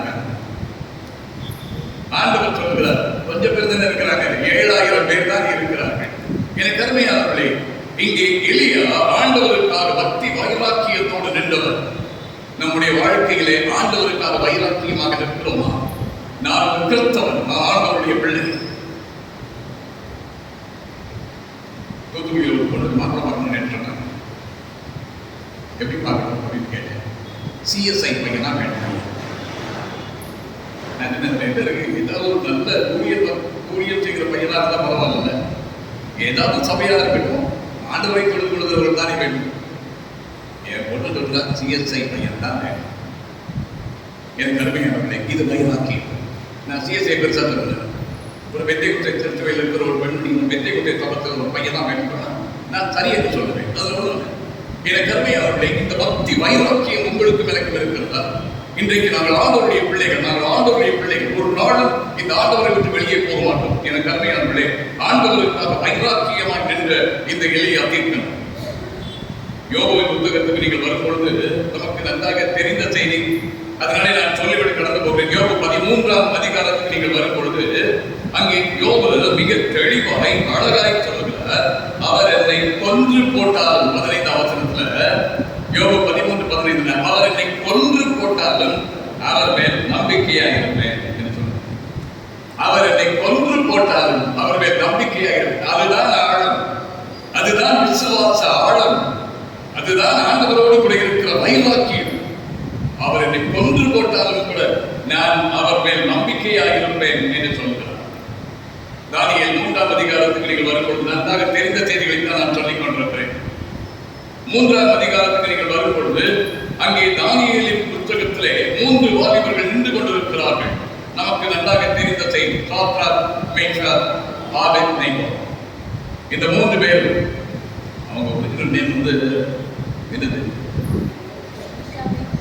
அனனியா, அசரியா, மிஷாலே, அதான் பேர். அது அவன் ராஜா கொடுத்த பேர் தான் சாத்ராக், மேஷாக், ஆபேத்நேகோ. வேற பேர் நம்ம பேர் அனனியா, அசரியா, மிஷாலே. இந்த 3 பேரும் ஆண்டவருக்காக வைராக்கியமாக இருக்கிறார்கள். ஒரு சிலையை செய்து அதை வணங்க வேண்டும் என்று சொல்லும் பொழுது அவர்கள் சொல்லுகிறார்கள் 17ஆம் வசனத்திலே, அதற்கு முன்னதாக அவர் சொல்லி இருக்கிறார், உங்களை என் கைக்கு தப்பு வைக்கிற கடவுள் யார் என்று நான் பார்க்கிறேன் என்று சொல்ல, இந்த 17ஆம் வசனத்திலே நாங்கள் ஆராதிக்கிற எங்கள் தேவன். இதுதான் வைராக்கியம். நாங்கள் ஆராதிக்கிற எங்கள் தேவன் எங்களை தப்பு வைக்க வல்லவராக இருக்கிறார். அவர் இருக்கிறார், கைச்சுடைய ராஜாவாகியுடைய கைக்கு விடுதலையாக இருப்பார். சொல்லி முடிச்சுட்டு இந்த வைராக்கியத்தின் மகுடம் என்ன தெரியுமா? நான் சொல்லுவாங்க, அப்படியே ரட்சியாக போனாலும் கூட நீ நேரத்துல பொற்சொல்லியை நாங்கள் மன்னித்து விட மாட்டோம் ராஜா உங்களுக்கு தெரிந்திருக்கு. ஆனால் அந்த செய்தி என்ன வைராக்கியம்! எங்கள் ஆண்டவர் எங்களை காப்பாற்றுவார். நடக்கிற காரியமா? அக்கினி சூளையிலே விழுந்தால் எழுப்பி வர முடியுமா? யோவான் நற்செய்தியாளரை குறித்து நாம் வாசிக்கிற ஒரு செய்தி என்ன தெரியுமா? கண்ணுபடியாக வெளியே அவரை கொதிக்கிற எண்ணெயில தூக்கி போட்டார்கள், அப்படி எழுப்பி வந்து நின்றார் வெளியே. இது செய்தி. என கருமையானவர்களை கிறிஸ்துவுக்காக வைராக்கியமாக இந்த மக்களை ஆண்டவர் ரட்சித்திருக்கிறார். ஆண்டவருக்காய் வைராக்கியமாக இருப்போம். ஆரம்பிக்கிறார். ஒரு வாரம் முழுவதும் ராஜாவை வணங்காதவர்கள் சிங்கக்கவியிலே போடப்படுவார்கள். தானியேல் 6 அதிகாரத்தில் 10ஆம் வசனம் இப்படி சொல்லுகிற தானியேல் இருந்தார். அந்த பாத்திரத்துக்கு கையெழுத்தாகி தெரிந்த பிறகும் நான் அடுத்து முன் செய்து வந்தபடியே எருசலேமிலே நான் பகுதியில் திறந்திருக்கேன். ஒவ்வொரு நாளும் 3 வேளையும் முழங்கால் படிக்கிட்டு ஆண்டவரை நோக்கி ஜெபித்தார். கருமை அவருடைய வைராக்கியம் எந்த அளவு! சிங்கக்கவியிலே போட்டு விடுவார்களே, பயமில்லை, எங்கள் ஆண்டவர் எங்களை தப்புவிப்பார். அதிகாலை வேளையிலே வந்து கேட்கிறார் அரசன், தானியேலே, ஜீவனுள்ள தேவனுடைய வாசனே, நீ நாள் ஆராதிக்கிற ஒரு தேவ சிங்கங்களை வாய்களுக்கு தப்புவிக்க வல்லவராய் இருந்தாரா? ஆம், என் ஆண்டவர் சிங்கங்களின் வாய்களை கட்டி போட்டார். அதுதான் வைராக்கி. என் ஆண்டவருக்கு அது வைராக்கியமாய் நின்ற ஆண்டவருடைய பிள்ளைகள் எலியா தீர்க்கனை போல. அசாம் பகுதியிலே அநேக காட்டுவாசிகள் இருக்கிறார்கள். அப்படிப்பட்ட அந்த மக்கள் மத்தியிலே ஆண்டவருடைய ஊழியத்தை செய்வதற்காக மேல்நாட்டிலே இருந்த மக்கள் வருகிறார்கள். ஒரு மக்கள் இனத்திலே ஒருவர் மாத்திரம் ஆண்டவரை ஏற்றுக்கொள்கிறார். அவர் பெயர் நாப்செங் என்பது. நீங்க இதில் கூகுள் நாப்செங். இந்த நாப்செங் என்ன செய்கிறார் என்று கேட்டால், அவர் தன்னுடைய மனைவியும் 2 பிள்ளைகளையும் ஆண்டவருடைய பிள்ளைகளாக மாற்றி ஞானஸ்தானம் பெற்று அந்த கிராமத்தில் இந்த 4 பேர் மாத்திரம் ஆண்டவரை ஏற்றுக்கொள்கிறார். இந்த 4 பேர் ஆண்டவருடையவர்களாக இருக்கிறார்கள். கொஞ்ச நாட்கள் ஆகிறது. இவர்கள் மூலமாக கொஞ்சம் பேர் ஆண்டவரை ஏற்றுக்கொள்கிறார்கள். ஊழியர்கள் இருக்கிறார். இவர் மூலமாக கொஞ்சம் பேர் ஆண்டவரை ஏற்றுக்கொள்ளும் போது என்ன செய்யலாம் அப்படின்னு யோசிக்கும் போது அந்த தலைவர், ஊர் தலைவர் சொல்லுகிறார், இவர்கள் எல்லாரையும் நாம் ஒரு பாடம் கற்பிக்க வேண்டும். அடிப்படையாக இந்த நாப்செங்கையும் அவருடைய மனைவி 2 பிள்ளைகளையும் நாம் கண்டிக்க வேண்டும். 4 பேருக்கு கொண்டு வந்து நிறுத்தப்படுகிறார்கள். ஊர் முழுவதும் நின்று கொண்டிருக்கிறது. அப்பொழுது நாப்செங் இடத்தை கேட்கிறார், நீ ஆண்டவரை மறுதலிக்க முடியுமா? முடியாதா? அந்த ஊர் தலைவன் கேட்கிறார். நாப்செங் சொல்கிறார், முடியாது. ஆண்டவரை மறுதலிக்க முடியாதா? அவர் சொன்னார், I have decided to follow Jesus, no turning back, no turning back. இது என்ன செய்தி? இது திரும்ப மாட்டியா? உன்னுடைய பிள்ளைகளை வருகிறது சாகிறார்கள். வில்லையும் அம்மையும் வைத்த அந்த பிள்ளைகளை எய்தி 2 பேர் செத்து கீழே விழுந்தார்கள். திரும்ப சொன்னாரு, I have decided to follow Jesus, no turning back, no turning back. இப்பொழுது ஒரு மனைவி அவரையும் அம்பெறிந்து கொண்டார்கள், செத்து போனார். இப்போவாவது சொல்றேன், it's a long morning for you. இப்பொழுது நீ ஆண்டவரை ஏற்றுக்கொள்ள போகிறாயா இல்லையா? The cross before me, the world behind me, no turning back, no turning back. ஒரு பாடலாக இது உருவாகியது. சாது சுந்தர் சிங் இதை பாட்டாக அமைத்தார் என்று சரித்திரம் சொல்கிறது. பாடுவான், I have decided to follow Jesus. I have decided to follow Jesus. I have decided to follow Jesus. No turning back, no turning back, no turning back, no turning back. The cross before me, the world behind me. The cross before me, the world behind me. The cross before me, the world behind me. No turning back, no turning back. கிறிஸ்துவுக்காக வைராக்கியமாய் நின்ற நாப்செங். என கருமையானவரை 2ஆவதாக தெசலோனிக்கேயருக்கு பவுல் எழுதின 1 நிருபம் 5ஆம் அதிகாரத்திலே அவர் ஆலோசனைகளை ஆண்களுக்கு சொல்லுகிறார் நிறைய நேரங்களில். அப்படி சொல்லும் பொழுது அவர் அழகாய் சொல்கிறார். 5ஆம் அதிகாரம் 15ஆம் வசனத்திற்கு வரும் பொழுது, ஒருவனும் மற்றொருவன் செய்யும் தீமைக்கு தீமை செய்யாதபடி பாருங்கள், உங்களுக்குள்ளும் மற்ற யாருக்குள்ளும் எப்பொழுதும் நன்மை செய்ய நாடுங்கள். இரண்டாவதாக, நன்மை செய்பவர்களாயிருந்த ஆண்கள் நீங்களும் நன்மை செய்யுங்கள். முதலாவதாக சொன்னேன், ஆண்கள் கிறிஸ்துவுக்காக வைராக்கியமாகிறவர்கள் எல்லாரும். இரண்டாவதாக, அவர் நன்மை செய்பவர்களாய் வாழுங்கள். எது நன்மை? என கருமையானவர்களே, ஆண்டவர் நன்மை செய்கிறவர்களாய் வாழும்படியாய் நம்மை வைத்திருக்கிறார். ஒரு வேளை நான் பாதிக்கப்பட்டாலும் நான் நன்மையை மாத்திரம் செய்தேன், யாருக்கும் நான் தீமை செய்வதில்லை. என கருமையானவர்களே, நன்மை செய்கிறவர்களாய் வாழ்ந்த கடவுளுடைய ஊழியர்கள் பக்தர்கள் இருக்கிறார்கள். ஆதியாகமத்தில் யோசேப்பை பார்த்திருக்கீங்களா? 50ஆம் அதிகாரத்திலே தன்னை கொடுமைப்படுத்தி தன்னை கொல்ல வேண்டும் என்று சதி செய்து கடைசியாக வெற்றி போட்ட அவருடைய சகோதரர்கள் வந்து நிற்கும் பொழுது, இந்த 50ஆம் அதிகாரத்திலே அவர் மிக அழகாக சொல்லுவார். 20ஆம் 21ஆம் வசனத்தை கொஞ்சம் பாருங்க.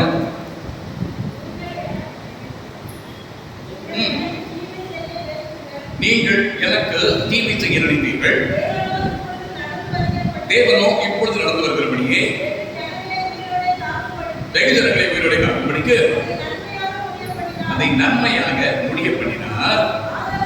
பயப்படாதிருங்கள்.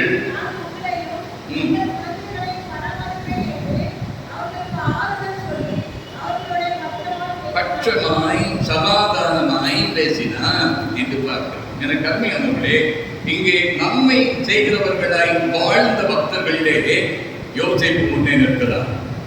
எவ்வளவுதான் தன்னை கஷ்டப்படுத்தினாலும் தன் சகோதரர்களை நேசிக்கிறவராக, நம்முடைய குடும்பங்களிலே நம்முடைய சகோதர சகோதரிகளை நேசிக்கிறவர்களாக நாம் வாழுகிறோமா? என்னுடைய திருச்சபையில் இருக்கிற எல்லாரையும் சகோதர சகோதரிகளாக நான் பாவித்து வாழுகிறேனா? இந்த சமுதாயத்துக்குள்ளே இருக்கிற எல்லாரையும் நான் ஒன்றாக பாவிக்கிறேனா? என்னுடைய சமுதாயம், என்னுடைய திருச்சபை, என்னுடைய குடும்பம், என்னுடைய வாழ்க்கை, இப்படி நான் இன்று வாழ்கிறதை விட நன்மை செய்கிறவர்களை நாம் வாழ வேண்டும் என்று விரும்புகிறார். ஆதியாகமம் 33ஆம் அதிகாரத்துல ஒரு மிகப்பெரிய மந்திரை நான் பார்க்கிறேன். பைபிள் கூட ஒன்று இடத்துல இந்த ஏசாவை பற்றி கொஞ்சம் தப்பிதமாக தான் சொல்லியிருக்குது. ஆனால் நீங்கள் ஏசாவை குறித்து 33ஆம் அதிகாரத்தை வாசிப்பீங்கன்னா 32ஆம் அதிகாரத்துல யோசேப்பு ஆண்டவர்கிட்ட போராடுறாரு பார்த்தீங்களா? எதுக்காக தெரியுமா? என்னுடைய ஆட்சி பயிர்த்தாருடைய போகவில்லை என்ன சொல்றாரு தெரியுமா? ஏசாவை பயப்படுறாரு. போதா ஏசா கொண்டுருக்கலாம் அப்படின்னு பயப்படுறாரு. அதனால படைகள் தான் ரெண்டா அவருடைய பிள்ளைகள் குடும்பத்தை தான் ரெண்டா பிரிச்சிருந்தார். அவருடைய சொந்த மனைவி பிள்ளைகள் 2 பேரையும், 2 மனைவி பிள்ளைகளையும், 2 வேலைக்காரிய பிள்ளைகளையும் முன்னால் அனுப்புறாரு. இவங்க பிள்ளைகளை பின்னால் வச்சுக்கிறாரு. இப்படி எல்லாம் பயந்துட்டே போறாரு. ஆதியாகமம் 33ஆம் அதிகாரத்திலே அங்கே 3ஆம் வசனத்தில் நாம் பார்க்கிறோம். தான் அவர்களுக்கு முன்னாக நடந்து போய் யோசேப்பு 7 விசை தரைப்பட்டு குனிந்து யாக்கோபு தன் சகோதரன் கிட்ட சேர்ந்தான். அடுத்த வசனம் பாருங்க. அப்பொழுது ஏசா எதிர்கொண்டு ஓடி வந்து அவனை தழுவி அவன் கழுத்தை கட்டிக்கொண்டு அவனை முத்தம் செய்தான். யாருங்க இந்த ஏசா? எத்தனை முறை ஏமாற்றப்பட்டார்?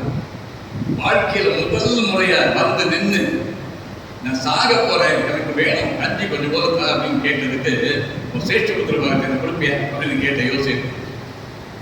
இது எல்லாத்தையும் விட மேல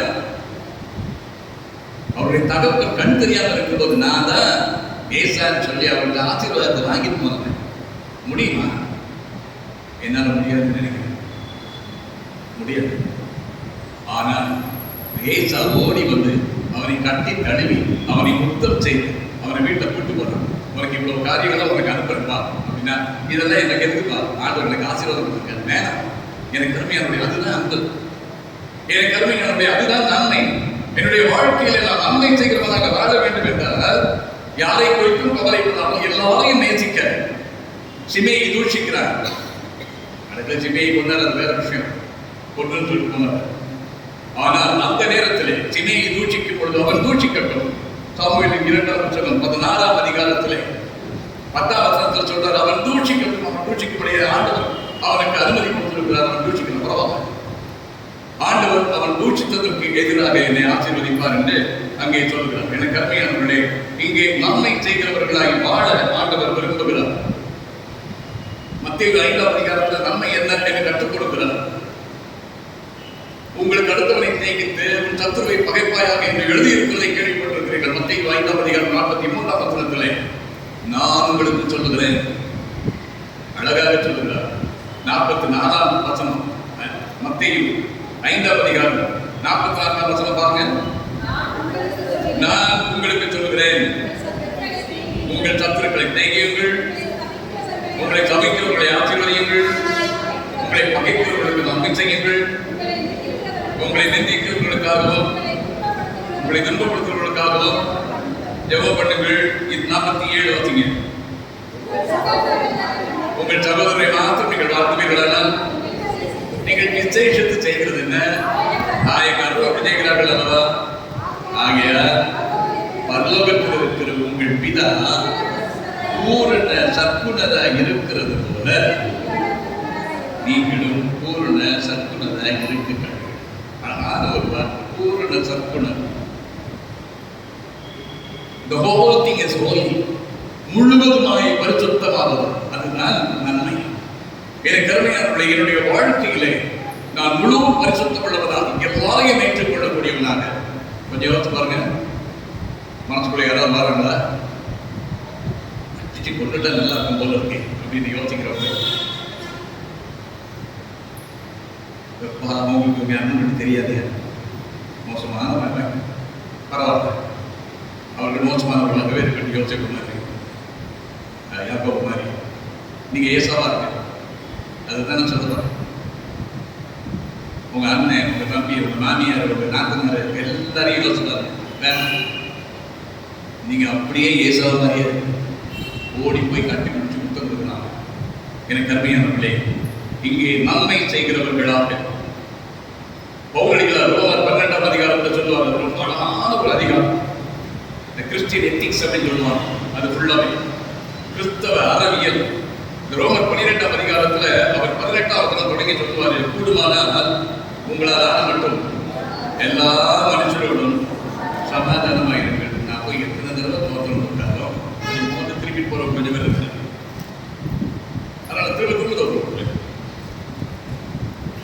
நாம் சொர்க்கத்தை நான் இருந்த திருச்சபைக்கு நான் கவிதம் போயிருந்தேன். அப்போ சொன்னேன், இதே சாட்சியை சொன்னாங்க. எனக்கு அப்போ ஐயா பிடிக்கவே பிடிக்காது. அப்போ எனக்கு ரொம்ப பிடிக்கும்னு சொல்லி சொன்னேன். வருவாங்க ஐயா, சூத்திரம் எப்படி இருக்கீங்க அப்படிங்க பேர் சொல்லுவாங்க. நான் பிடிப்பேன். ஐயா இருந்த 4 வருஷம் எனக்கு தோற்றம் போனாங்க. 4 வருஷம் நான் திருப்பியே பார்க்கல ஐயா. இன்னைக்கு நான் சொல்றேன் அப்படின்னு சொன்னேன். எனக்கு அருமையான பிள்ளை ஏசாவை போது எல்லாரையும் மன்னித்து எல்லாரையும் வைத்துக்கொண்டு நல்லவர்களாகவே வாழ்ந்து ஒரே ஒரு வருஷம் சொல்லிட்டார். 3 யோவான் புத்தகத்துல இந்த யோவான் அந்த அம்மாவுக்கு சொல்லும் போது, பிரியமான தாயுக்கு எழுதும்போது அவர் என்ன சொல்லுவாரு அப்படின்னு கேட்டீங்கன்னா, 11ஆம் வசனத்தில் பார்த்தீங்கன்னா, பிரியமானவரே நீ தீமையானதை பின்பற்றாமல் நன்மையானதை பின்பற்று. நன்மை செய்கிறவன் தேவனால் உண்டாயிருக்கிறான், தீமை செய்கிறவன் நல்ல ஞாபகம். நீங்க தீமை செய்தீங்கன்னா நீங்கள் தேவனை காண்கிறவர்கள் அல்ல. நான் ஆண்டோட பார்த்துருக்கேன், நான் ஆண்டோட பேசுகிறேன், யார் ஆண்டோட உப்பதான் ஜோம் பண்றேன், நான் பைபிள் வச்சுக்கிறேன். தேவையே இல்லை. தீமை செய்கிறவன் தேவனை காணவில்லை. ஆனால் நன்மை செய்கிறவர்கள் ஆண்டவரை கண்டவர்கள், ஆண்டவருடைய பிள்ளைகள். 3ஆவதாக நான் ஒரே ஒரு காரியத்தை நான் சொல்லி முடிக்கிறேன். லூக்கா 19ஆம் அதிகாரத்திலே சகையின் சரித்திரத்தை இன்றைக்கு நாம் வாசிக்க கேட்டோம். மிக அழகான ஒரு சரித்திரம். அது உண்மை இல்லை. நேரடியாக ஒரு மனிதர் வருகிறார் ஆண்டவரை பார்க்க வேண்டும் என்று. அவர் வந்து ஆண்டவரை பார்க்க விரும்புகிறார். ஆண்டவரை பார்த்து விட்டார். கொஞ்சம் உயரம் குறைவாக இருக்கிறார். அவர் காட்டத்தி மரத்தின் மேல் ஏறி உட்கார்ந்து ஆண்டவரை பார்க்க விரும்புகிறார். மற்றவர்கள் தன்னை பார்க்க வேண்டாம் என்றுதான் மேலே உட்கார்ந்திருந்தார். இயேசுவானவரும் தன்னை கவனிக்க வேண்டும் என்று அவர் விரும்பவில்லை. ஆனால் ஆண்டவர் மேலே நோக்கி பார்த்து, சகையை இறங்கி வா, இன்று நான் வீட்டில் தங்க வேண்டும் என்று கேட்கிறார். சகையை இறங்கி வருகிறார். எனக்கு அருமையானவர்களே, இங்கே சகையில் இறங்கி வந்து ஆண்டவரோடு பேசிட்டு அவர் வீட்டு வரைக்கும் நடந்து போறாரு. சரியா? நீங்க கொஞ்சம் நல்லா யோசிச்சு பாருங்க. அவர் வீட்டு வரைக்கும் போன உடனே வீட்டுக்குள்ள இப்ப இயேசுவாமி உள்ள வர போறாங்க. வரும் முன்னாலேயே என்னை நிப்பாட்டுறாரு ஆண்டுகளே. சகையில் நின்று பார்த்து பாருங்க, 8ஆம் வசனம். சகையில் நின்று ஆண்டவரை நோக்கி வீட்டுக்குள்ள போறதுக்குள்ள சொன்னான், ஆண்டவரே, என் ஆட்சியில் பாதியை ஏழைகளுக்கு கொடுக்கிறேன். நான் யாருக்காவது அநியாயமாய் பார்க்கிறது நாளத்தனையாய் திரும்பி செலுத்துகிறேன். வீட்டுக்கு போறது முன்னால ஆண்டவர் அப்ப சொல்றாரு, இன்றைக்கு யோசிச்சு பார்த்துட்டீங்களா? என்னைக்காவது வெளியே நிற்கிறாரு ஆண்டவர். சகையிட்ட சொல்றாரு. சகையை இப்படி சொன்ன உடனே சொல்றாரு, இன்னைக்கு இந்த வீட்டுக்கு ரட்சிப்பு வந்தது. உங்க வீட்டுக்கு ரட்சிப்பு வரணுமா? வெளியில நான் சொல்றேன், ஆண்டவர் வீட்டுக்குள்ள வர்றதுக்கு முன்னாடி நான் சொல்றேன், சுவாமி என்னை ஒப்பு கொடுப்பேன். நான் இந்த நாளெல்லாம் நான் நேசிக்கிறேன். நேசிக்க சொல்லுங்க சுவாமி, எனக்கு கிருபை செய்யுங்கன்னு சொல்லி கேள்வி. சகையில் நின்று ஆண்டவரை நோக்கி என்று சொல்கிறேன். மூன்றாவதாக பிறருக்காய் வாழ முடிவு செய்த சகையும் நாமும் அப்படிகிறோம். இன்றைக்கு எல்லா இடங்களிலும் இருக்கிற மிகப்பெரிய பிரச்சனை தெரியுமா? நான் அப்படின்றது செல்ஃப். எனக்குள்ள இருக்கிற ஈகோ. நான் பெரியவனா, அவங்க பெரியவனா? ஐயா, என் மகன் 80,000 ரூபாய் சம்பளம் வாங்குறா, ஒரு 1 லட்சம் ரூபாய் சம்பளம் வாங்குற மாப்பிள்ள பாருங்க சொல்ல நிறைய பேர் கேட்பீங்க. நிறைய பேர் சொல்லுவாங்க, என் பிள்ளை ஒரு 80,000 ரூபாய் சம்பளம் வாங்குறேன், நீங்க 1 லட்சம் ரூபாய் பையனா? எனக்கு புரியல எதுக்கு. ஏன் அந்த பையன் ஒரு 40,000 சம்பளம் வாங்கிட்டு அம்மா 80,000 சம்பளம் வாங்கி 2 பேரும் 1,20,000 ரூபாய் வச்சு பிளான் பண்ணி யாருக்கு என்ன செய்யணும் பிளான் பண்ணலாமே, தப்பு இல்லையே. எத்தனை மனைவிமார் வீட்டில் உட்கார்ந்து சாப்பிடுறாங்க. வேலை நான் இல்லைன்னு சொல்லுங்க, அவங்க இல்லாவிட்டால் குடும்பம் நடக்காது, உண்மை. ஆனால் இந்த வேலை செய்கிற காரியங்களில் இன்றைக்கு வருகிற பிரச்சனை என்ன? நான் எனக்காக வாழ வேண்டும் என்று யோசிக்கிறேன். நான், என் வீடு, என் குடும்பம், என்னுடைய காரியங்கள். நிறைய குடும்பங்களுக்குள்ள பிரச்சனை என்ன தெரியுமா? எங்க பாவம் உங்க பாவம், அதான் பிரச்சனை. அவ்வளவுதான். அந்த அம்மா கிட்ட சொன்ன உடனே அந்த அம்மா சொல்லுவோம், அப்படியெல்லாம் ஒன்றும் அவளுக்கு அடங்கிலாம் இருக்கணும், வந்து இங்கே உட்காருன்னு சொல்லுவாங்க. இன்னைக்கு நிறைய அம்மா அந்த காலத்து அம்மா தான் செருப்பு பிஞ்சு போகும், மரியாதையாக உட்கார்ந்து. எனக்கு இன்றைக்கு வாழ்க்கையிலே பிறருக்காக வாழும். அவர் சொல்றாரு, முதல்ல சகை இயேசு சுவாமி எப்படிப்பட்டவர் ஏற்கனவே அறிஞ்சிருக்கிறார். அதனாலதான் பார்க்க வகை தேடினார். அவர் சொல்றாரு, ஆண்டவரை என் ஆட்சியில் பாதியை, அதுதான் பிரச்சனை. இயேசு சுவாமி எதிர்பார்க்கிறது எதுவோ அதை சொன்னார். முதல்ல ஆண்டவரே, நான் ரட்சிக்கப்பட்டிருக்கிற சுவாமி, நான் முழுக்க ஞானஸ்தானம் எடுக்கிற சுவாமி, நான் பரிசுத்தாவே பெற்றுக்கிற சுவாமி, ஒண்ணு என் ஆட்சியில் பாதியை நான் ஏழைகளுக்கு கொடுக்குறேன். ஆண்டவர் எதிர்பார்க்காதான். வரும்போது கேட்பாரு, நான் பசியா இருந்தேன், குழந்தை கொடுக்கல, தாகமா இருந்தேன், தண்ணி கொடுக்கல அப்படின்னு என்னை பார்த்து சொல்லுவார். அப்புறம் எனக்கு எப்போ சுவாமி நான் அப்படி இப்படிதான் பார்த்தேன், இந்த சிறியில் ஒருவனுக்கு எதை நீ செய்யாதிருந்தாயோ அது எனக்கே செய்யாதிருந்தாயின்னு சொல்லுவார். எனக்கு அருமையானவர்களே, அது மாத்திரம் இல்ல, சகையை சொல்லுவார், இந்த வார்த்தைக்கு நிறைய தப்பிதமான அர்த்தங்களும் மட்டும். நான் யாரிடத்திலாவது அநியாயமாய், நல்ல ஞாபகம், சகைக்கு அநியாயம் பண்ணாத ஒரு நாயகன், யாரிடத்திலும் தவறாக தண்டம் வசூலிக்காத ஒரு நாயகன். தைரியமா சொல்லணும், ஆண்டவரே நீங்க சுட்டி காப்பிட்டீங்கன்னா, நான் யாரிடத்திலாவது அநியாயமா வாங்கியிருந்தேன்னு காமிச்சா 4 மடங்கு கொடுப்பேன். சொல்ல முடியுமா? என்ன வாங்கல, சகையை நல்லவர், ஆண்டவருக்கு பிரியமானவர். அதனாலதான் அவர் அன்றையும் ஆண்டவர் சொன்னார், ஆபிரகாமின் குமாரனாய் இருக்கிறார் என்று சொன்னார். எனக்கு கருமையானவர்களே, என் ஆட்சியில் பாதியை நான் ஏழைகளுக்கு கொடுக்கிறேன். எது உண்மையான கிறிஸ்தவம்? தனக்காக வாழாமல் பிறருக்காகவே வாழுகிறவர்கள். யோவான் 17ஆம் அதிகாரத்தில் பார்த்தீங்கன்னா, ஆண்டவராகிய இயேசு அவரை குறித்து நான் வாசிக்கிறோம். நான் எப்பவும் சொல்லுவேன், இது மகா பிரதான ஆசாரியர்கள் ஜெபம் என்று சொல்லி, அவர் ஜெபம் பண்ண போது ஆண்டவர்கிட்ட அவர் சொல்ற ஒரு காரியம் என்ன தெரியுமா? கொஞ்சம் வாசித்து பாருங்க. யோவான் 17ஆம் அதிகாரம் 22ஆம் வசனம் வாசிங்க. நாம் ஒன்றாய் இருக்கிறது போல, அவர் ஆண்டவரை நோக்கி ஜெபிக்கும் பொழுது பிதாவானவர் பரிசுத்த ஆவியானவரை சேர்த்து சொல்லுகிறார், நாம் ஒன்றாய் இருக்கிறது போல அவர்களும் ஒன்றாய் இருக்கும்படி நீர் எனக்கு தந்த மகிமையை நான் அவர்களுக்கு கொடுத்தேன். யாருக்கு? சீக்கிரம் அது மக்கள் எல்லாருக்கும். நீர் எனக்கு தந்த மகிமையை நான் எல்லாருக்கும் கொடுத்தேன். சின்ன பிள்ளை கையில் ஒரு லட்டு கொடுத்து கொஞ்சம் கூட குடும்பம் கேட்டு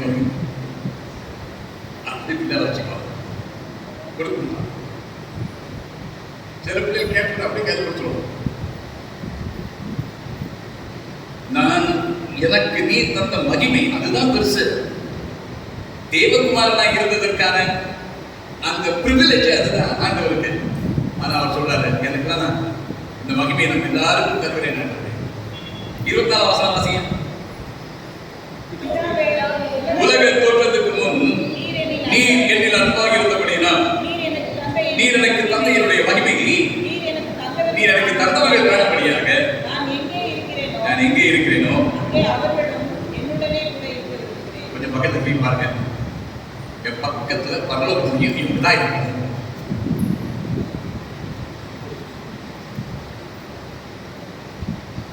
செலவுக்கு பக்கத்துல அந்த மாமா சித்தி சித்தப்பா ஏதாவது யோசிச்சு பார்த்தேன். நான் எங்கே இருக்கிறேனோ இவர்களும் அங்கே இருக்கட்டும். ஒருத்தன் மதுரைக்கு போறான், ஒருத்தன் காஞ்சிபுரம் போறான், அவ்வளவு பேரும் வெளியே ஓடி போறாங்க. இதெல்லாம் தெரிஞ்சுக்கிட்டே சுவாமி ஜெபம் பண்றாரு, ஆண்டவரே நான் எங்க இருக்கேனோ அங்க அவங்களும் இருக்கட்டும் சுவாமி. அதுதாங்க வாழ்க்கை. எனக்கு கருமையானவர்களே, பிறருக்காய் வாழ முடிவு செய்த என் ஆண்டவராகிய இயேசுவானவர் லூக்கா 10ஆம் அதிகாரத்துல ஒரு நியாய சாஸ்திரி என்று உள்ளத்தை சொல்லுகிறார். நான் வந்து ஆண்டவர்கிட்ட கேட்கிறேன், கற்பனைகள் எல்லாம் பிரதானமான கற்பனை எது அப்படின்னு கேட்கிறான். இப்போ ஆண்டவர் சொல்றாரு, நீ என்ன வாசிக்கிற சொல்லு பார்ப்போம் அப்படின்றாரு. அவன் சொல்றா, தேவனிடத்தில் அன்பா இருக்க வேண்டும், என்னை பொருட்களையும் நேசிக்க வேண்டும், அதானே அப்படின்னு இயேசுவை கேட்கும் போது இவன் சொல்றான், எனக்கு பிறன் யார்? அவன் தன்னை நீதிமான் என்று காண்பிக்க மறந்துள்ளவனாய் இயேசுவை நோக்கி, எனக்கு பிறன் யார் என்றான். இயேசுவை ஒரு கதை சொன்னாங்க, ஒரு ஊமை சொன்னாங்க. ஒருவன் எருசலேம் வந்து எரிகோவுக்கு போனான், மறுபடியும் பிளக்கையில் விடப்பட்டான். அப்பொழுது ஒரு ஆச்சாரியன் அதை பக்கமே வந்தார். இந்த மாதிரி வராது. பார்த்த உடனே அவர் யோசிக்கிறார், அவனை தொட்டா அவங்களுக்கு அவருக்கு அவனை தொட்டா 7 நாள் கோயிலுக்குள்ள போக முடியாது. அதனால போயிட்டார். அவருக்கு எது முக்கியம்? வேலை முக்கியம். இன்னைக்கு ஊழியர் பண்ண கோயில் நாய்கள் வேலை நடத்துறாரு. 2ஆம் பேர் அந்த சப ஊழியர் அதோட கொஞ்சம் கீழே அவரு பார்த்தாரு. அவரும் அதே மாதிரி கோயில் போகணும், ஆராதனை நடத்தணும், அவனை தொட்டா அவ்வளோதான் 7 நாள் வெளியே இருக்கணும், கேட்டு தொடரல சமாளிக்கணும். இந்த மக்களால் இழிவானவன் என்று கருதப்பட்ட ஒரு மனிதன். அவர் பார்த்த அதை போக முடியல. அவன் கதையை நிப்பாட்டினான். தன்னுடைய கையில் இருந்த எண்ணெய் எடுத்தான். அவனுக்கு பிறந்த போட்டு எல்லாத்தையும் கிளீன் பண்ணி அவனுடைய காயத்தை கிளீன் பண்ணி தூக்கி தான் கதையில வச்சு கொண்டு போய் சத்திரத்தை கொண்டு சேர்த்துன்னு சொன்னான். இவரை பார்த்துட்டோம், நான் போயிட்டு வரேன், ஒருவேளை அதிகமாக செலவானா நான் தரேன், 2 பணம் கொடுத்தான்னு சொன்னேன். ஒரு காலத்துல நம்ம ஊர்ல 2 ரூபாய் எவ்வளவு தெரியுமா வேல்யூ? அந்த 2 பணத்தை வச்சு அவனுக்கு 25 ஆபரேஷன் பண்ணலாம். அவ்வளவு ரூபா கொடுக்கணும்.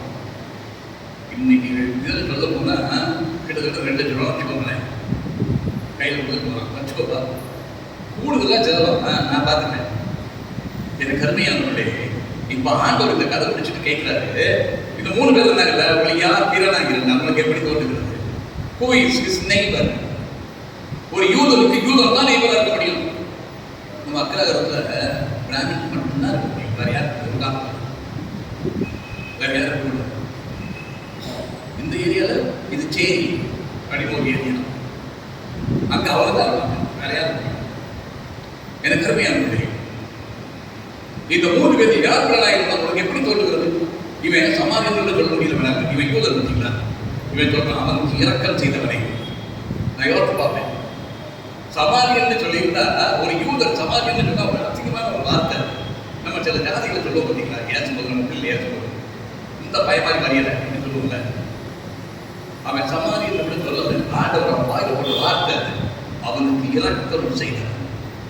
அவன் யாரா இருந்தாலும் நீங்கள் இரக்கம் செய்கிறவர்களா இருந்தால் நீங்க எல்லாரோட வேலை. எனக்கு அருமையானவர்களே, பிறருக்காய் வாழ்கிறவர்கள் இவர்கள். எனக்கு பிறகு யார்? தன்னை காப்பாற்ற விரும்பாத சமாரியம். பரவாயில்ல, அதுக்கப்புறம் கொள்ளைக்காரன் இனி அடிச்சப்பட பரவாயில்ல சொல்றேன். எனக்கு அருமையானவர்களே, எது அன்பு? நான் முடிக்கிறேன். ரோமர் 13ஆம் அதிகாரம். ரோமர் 13ஆம் அதிகாரம் 10ஆம் வசனம் வாசிங்க. அன்பானது பிறனுக்கு பொருளாக செய்யாது, அன்பு நியாயப்பிரமாணத்தின் நிறைவேறுதலாகிறது. அவ்வளவுதாங்க.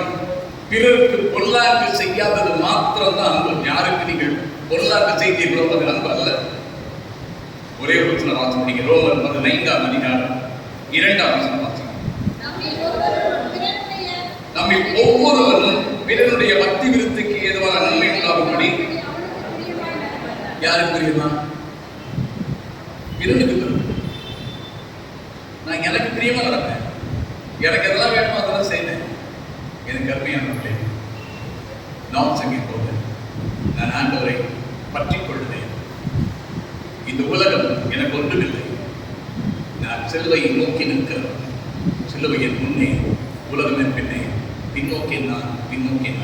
எனக்கு அருமையான ஆண்களே, என் அருமையான திருச்சபையின் மக்களே, ஆண்டவருக்காய் வைராக்கியமாய் நில்லுங்கள். நன்மை செய்கிறவர்களாக வாழுங்கள். பிறருக்காகவே வாழுங்கள்.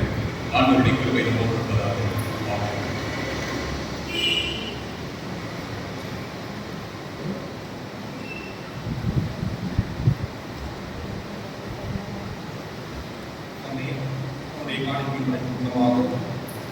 கீழும் கேட்கிறீங்களும் 200 சொல்வரும் மீண்டானதே மேன்மை கொண்டு சுருவதற்கு போனாதே என்ற பாடலை பாடுவோம். அதைத் தொடர்ந்து கீதங்களும் கீர்த்தனைகளும் 196 பாடுவோம். முதலாவது பாடலாக கீதங்களும் கீர்த்தனைகளும் 200 பாடலை பாடுவோம். அப்பொழுது முதலாவதாக கவர் காணிக்கை சேகரிக்கப்படும். பின்பு பை காணிக்கை